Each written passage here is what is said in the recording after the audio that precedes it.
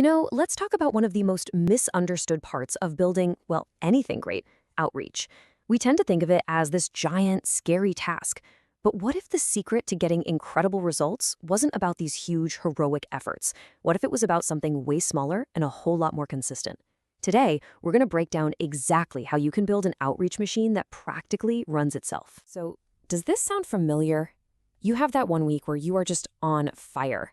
100 emails, nonstop calls, your networking machine, and then crickets. The energy just disappears, the momentum completely flatlines, and you're left wondering why all that crazy effort didn't lead to anything.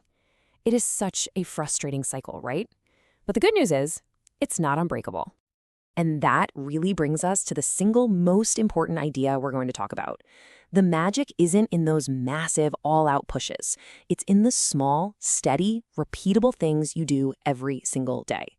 Think of it less like setting off a firework and more like getting a giant, heavy flywheel spinning. Okay, so how do we actually build that flywheel? Well, it all starts with a solid foundation. See, before you can be consistent with your actions, you need a system that's going to support you. So this first phase is all about getting the right tools and processes locked in so that the daily work becomes almost effortless. So what does this foundational system even look like? It's really just two things. First, you need a CRM, that's a customer relationship manager, or honestly, even a simple spreadsheet will do. Its only job is to be your external brain, making sure no contact, no opportunity ever slips through the cracks. And second, adaptable templates. And these aren't just about saving time, they are about killing decision fatigue before it starts. Yeah, this slide right here really gets to the heart of it. On one side, you've got the dreaded blank page problem. Every single email is a brand new creative project, which is just draining. But on the other side, you have a proven framework. You're not writing from scratch, you're just adapting. And that is so much faster, way more efficient, and it keeps your messaging perfectly on brand every single time.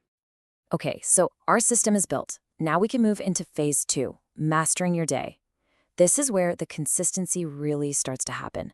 It's all about finding those small, repeatable actions that you can do every single day, no matter what else is going on.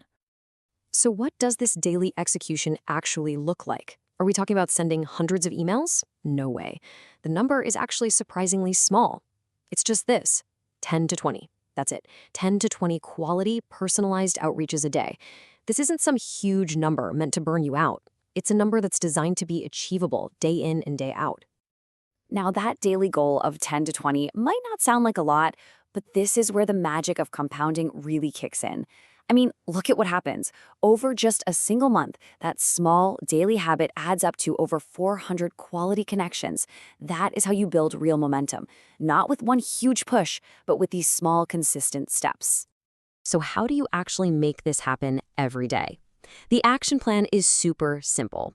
First, schedule it. Literally put it in your calendar and treat it like a meeting you absolutely cannot miss. Second, batch your tasks.